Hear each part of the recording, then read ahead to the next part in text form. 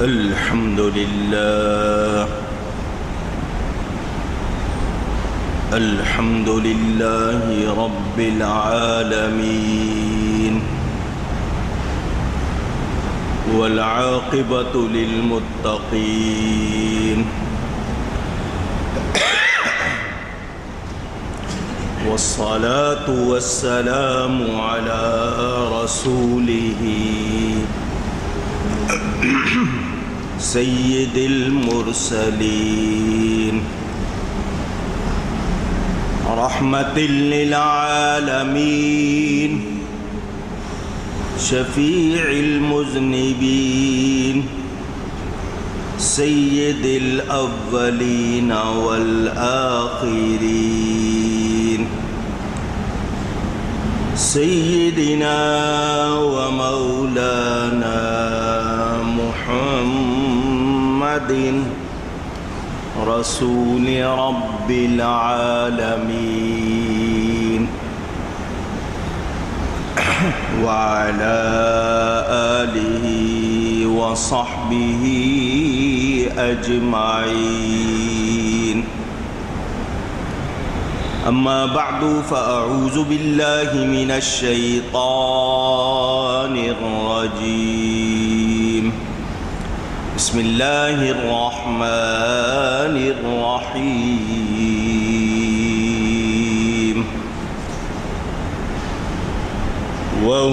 وهدوا إلى الطيب من القول وهدوا إلى صراط الحميد. إن الذين كفروا ويصدون عن سبيل الله والمسجد الحرام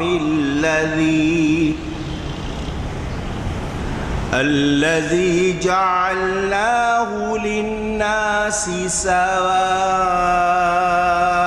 العاكف فيه والباد ومن يرد فيه بالحاد بظلم نذقه من عذاب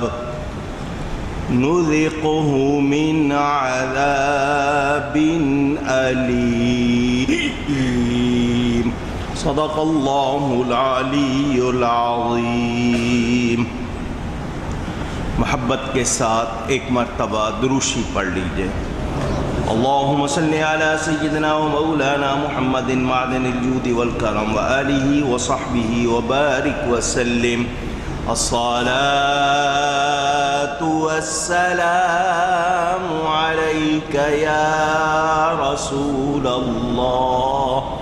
الصلاة والسلام علیک یا حبیب اللہ. الصلاة والسلام علیک یا رحمة للعالمین وعلى آلك وأصحابك يا شفيع المذنبين. حمد و صلاۃ کے بعد قرآن کریم کی سورۃ الحج، اس کا بیان آپ سن رہے ہیں.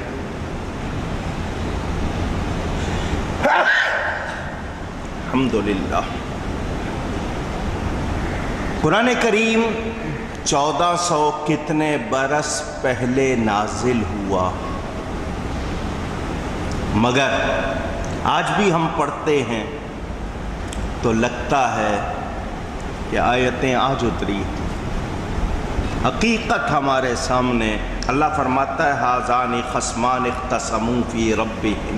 دوہرا رہا ہوں، یہ دو فریق ہیں کہ اپنے رب میں جھگڑے تو وہ نبی کے بارے میں تھے، مگر اللہ فرماتا ہے کس بات میں جھگڑے؟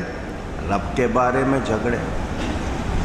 تو جو کافر ہوئے ان کے لیے آگ کے کپڑے ہوں گے، ان کے سروں پر کھولتا ہوا پانی ڈالا جائے گا جس سے گل جائے گا جو کچھ ان کے پیٹوں میں اور ان کی کھالیں، اور ان کے لیے لوہے کے گرز۔ یہاں سے یہ پتہ چلا کہ آج بھی وہ لوگ جو کبھی نبی کے نام پر کیریکیچرز، خاکے بناتے ہیں، فلمیں بناتے ہیں، باتیں کرتے ہیں، یا مسلمان کہلانے والے نبی کی شان گھٹاتے ہیں، ان کو یاد رکھنا چاہیے کہ یہ دنیا رہنے والی چیز نہیں، قبر میں بھی جانا ہے اور حشر میں بھی پیش ہونا ہے۔ ہماری کیا ذمہ داری ہے اس حوالے سے آپ گفتگو سن چکے۔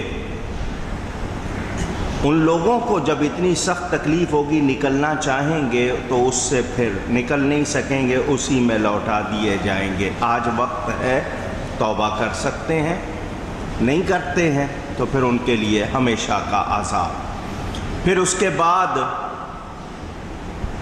مومنوں کے لیے بتایا گیا کہ بے شک اللہ داخل کرے گا انہیں جو ایمان لائے اور ایمان لا کر اچھے کام کیے، بہشتوں میں، باغوں میں جن کے نیچے نہریں بہتی ہوں گی۔ ان کو کیا پہنایا جائے گا؟ آگ کے کپڑے۔ مومنوں کو کیا پہنایا جائے گا؟ سونے کے کنگن۔ انہیں کھولتا ہوا پانی، انہیں ریشم کی پوشاک، موتی، اور انہیں پاکیزہ باتوں کی ہدایت کی گئی۔ پاکیزہ باتیں۔ پتہ چلا ایک مسلمان کا غلط باتوں سے کوئی تعلق، اونچی نہ گفتگو میں، نہ مزاج میں، نہ سوچ میں۔ مسلمان سوچتا بھی اچھا ہے، بولتا بھی اچھا۔ یہ مجھے اور آپ کو سیکھنا ہے۔ گالی، غیبت، جھوٹ، اس سے اپنی زبان کو روکنا۔ گستاخی اور بے ادبی مسلمان تو سوچ بھی نہیں سکتا۔ وہی سوچے گا، وہی کرے گا جس کے ایمان میں کمی ہوگی، یا ایمان ہوگا ہی نہیں یا کمی ہوگی۔ تو پاکیزہ باتوں کی ہدایت کی گئی، اور دنیا میں بھی آخرت میں بھی ہم درود شریف پڑھتے ہیں، درود بھیجتے نبی پر ہیں، عبادت رب کی ہو رہی ہے۔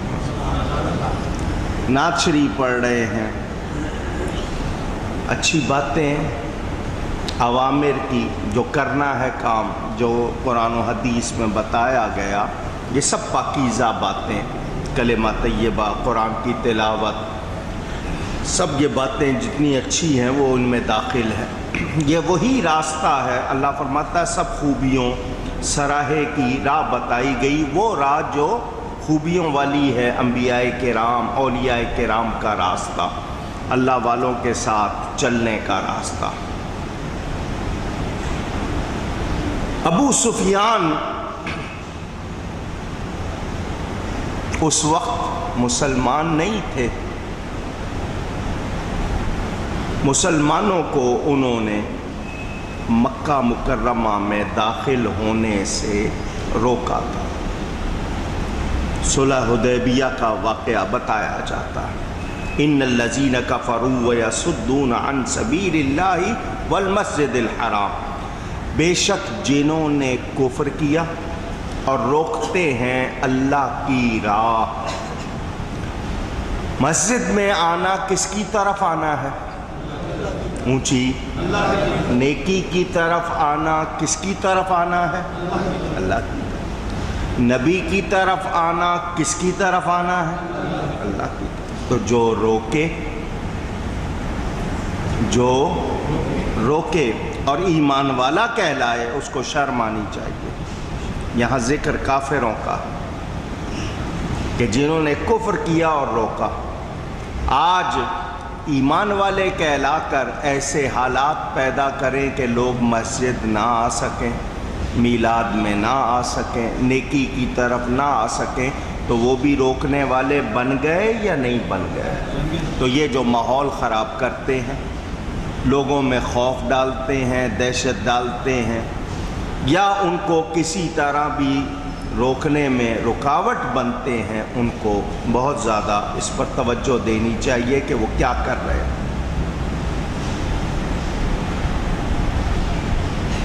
مسجد حرام کعبۃ اللہ کا، خانہ کعبہ کا نام ہے، عزت والا گھر اس کو کہتے ہیں۔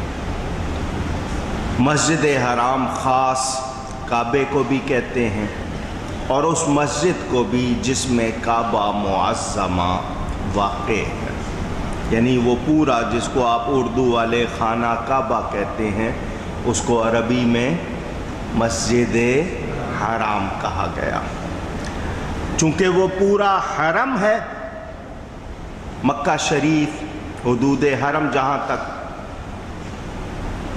حدود حرم کو بھی حنفیوں کے نزدیک پورے اس تمام جو اس کی حد ہے اس سے وہی مراد، اور شافعی حضرات کے نزدیک صرف مسجد۔ اسی لیے شافعی حضرات کے نزدیک جائز ہے یہ کہ وہاں پر مکان وغیرہ ان کا سودا کیا جائے۔ حنفی حضرات مکہ معظمہ میں مکانات کی بیع و کرایہ وغیرہ کو منع کرتے ہیں۔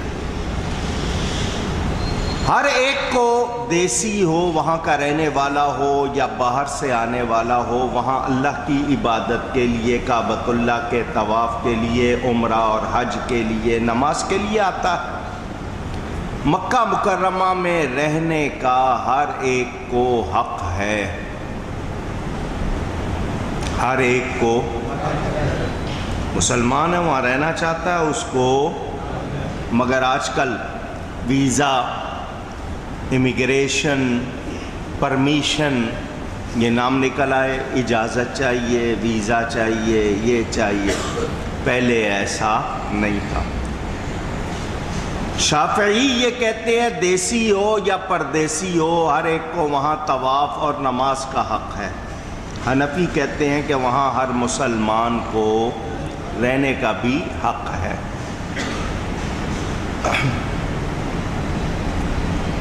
اگلی جو آیت میں نے جو پڑھی ہے اس کو پہلے سمجھ لیں۔ اللہ فرماتا ہے ان الذين كفروا ويصدون عن سبيل الله والمسجد الحرام الذي، بے شک جنہوں نے کفر کیا اور روکتے ہیں اللہ کی راہ اور اس ادب والی مسجد سے جسے ہم نے سب لوگوں کے لیے مقرر کیا، الذی جعلناہ للناس، سب لوگوں کے لیے مقرر کیا، سواء العاکف فیہ والباد، اس میں ایک سا حق ہے وہاں کے رہنے والے اور باہر سے آنے والے، جس کو آپ پردیسی کہتے ہیں۔ وَمَن يُرِدْ فِيهِ بِالْحَادٍ بِظُلْمٍ نُذِقْهُ مِنْ عَذَابٍ أَلِيمٍ، اور جو اس میں کسی زیادتی کا ناحق ارادہ کرے ہم اسے دردناک عذاب چکھائیں گے۔ اتفاق ہے حج کے مہینے ہیں، ذی قعدہ شروع ہو چکا، اس کے بعد ذی الحج، اور یہ بیان آ گیا ہے مکہ مکرمہ کا۔ یہاں دو تین باتیں میں نے آپ کے ساتھ کر لی۔ گزشتہ جمعے چونکہ ایک خاص موقع تھا اس حوالے سے بات کی تھی، آج تفسیر کا بیان ہے۔ اس سے پچھلے جمعے میں نے آپ کو بتایا تھا حضرت موسیٰ علیہ السلام کے حوالے سے کہ انہوں نے اللہ تعالیٰ سے عرض کی، یا اللہ تیرے بندوں میں سے عاجز ترین کون ہے؟ عاجز ترین، کمزور،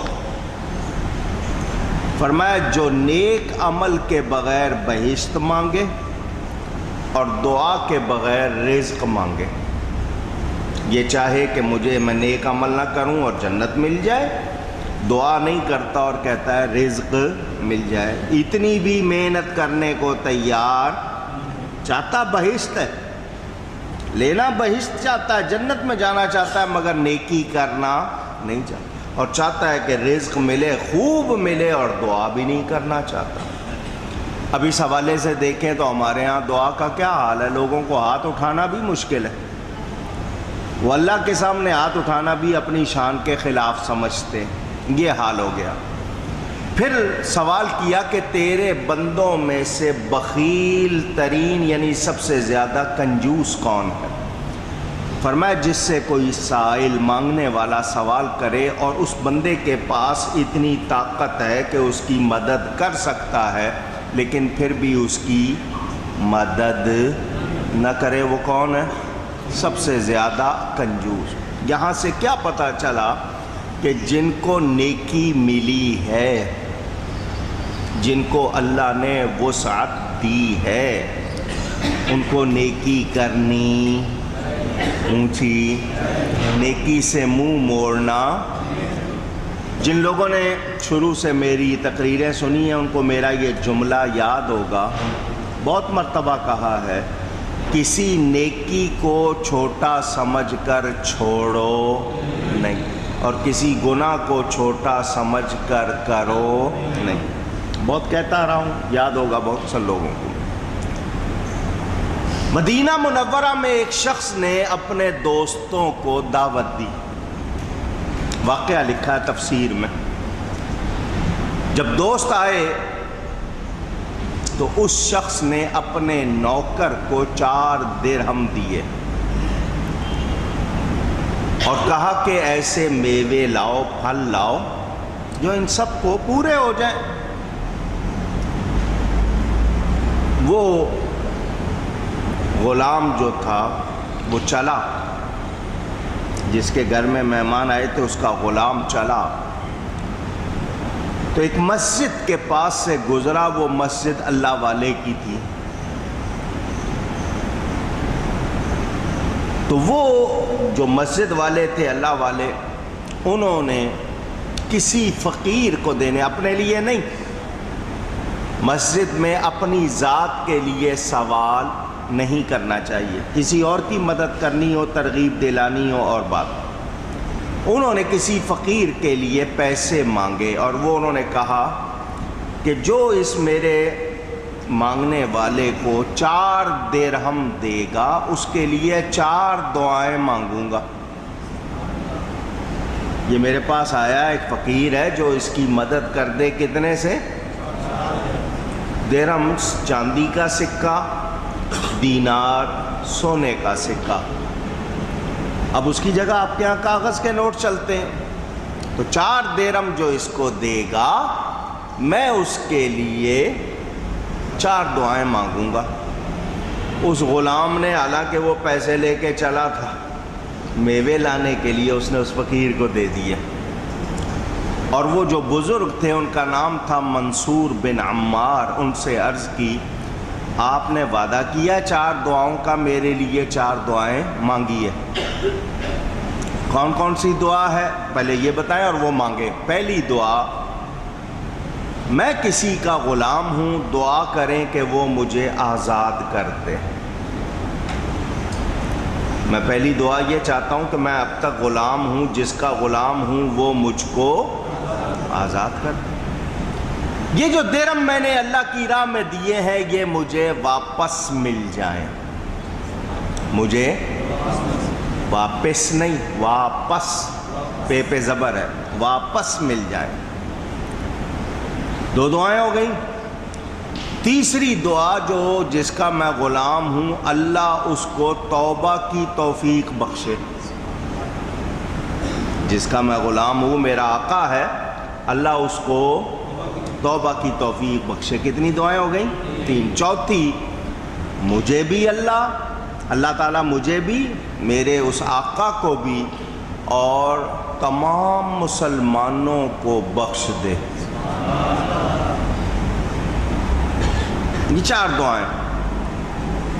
حضرت منصور نے فرمایا میں تیرے لیے یہ 4 دعائیں کرتا ہوں، انشاءاللہ قبول ہوں گی.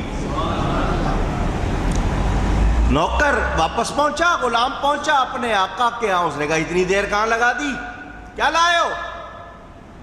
اس نے ساری بات سنا دی. کچھ نہیں لایا ہوں، یہ ہوا ہے میرے ساتھ. اچھا تو نے پہلی دعا کیا کی تھی؟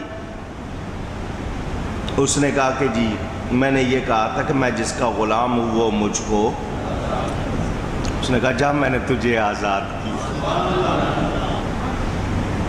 دوسری کہ جی میرے یہ درہم جو 4 میرے پاس تھے یہ مجھے واپس مل جائے، کیونکہ تو نے سامان لانے کو کہا تھا، میں خرچ کر بیٹھا ہوں بغیر تیری اجازت کے، یہ مجھے واپس مل جائے.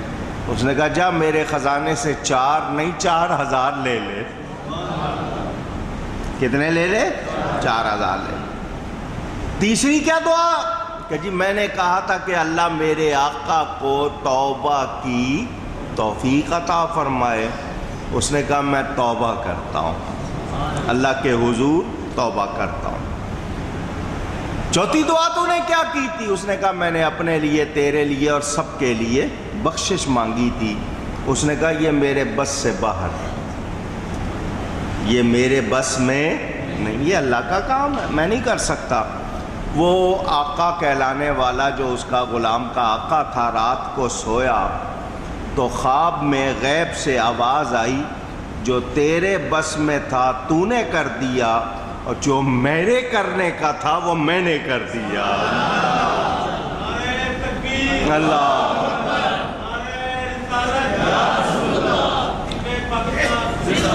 وہ دعا کرنے والا منصور بھی، تجھے بھی، تیرے غلام کو بھی، تیرے ساتھیوں کو بخش دیا. کیا پتا چلا؟ نیکی ضائع نہیں ہوتی. تو کسی نیکی کو کبھی چھوٹا سمجھ کر چھوڑنا نہیں. میں کوئی بڑا کام کروں گا تو وہ اردو میں کہاوت ہے نا، روپے